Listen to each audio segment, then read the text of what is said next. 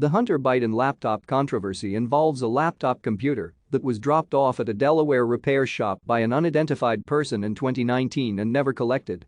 It was then brought into public light by the New York Post 3 weeks before the 2020 United States presidential election as an October surprise.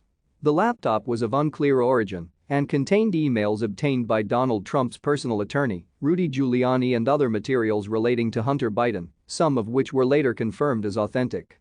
The discovery of the laptop spurred speculation as to whether it supported what became the Biden-Ukraine conspiracy theory that falsely alleged then Vice President Joe Biden acted corruptly in Ukraine to protect his son from a corruption investigation by Ukrainian Prosecutor General Viktor Shokin.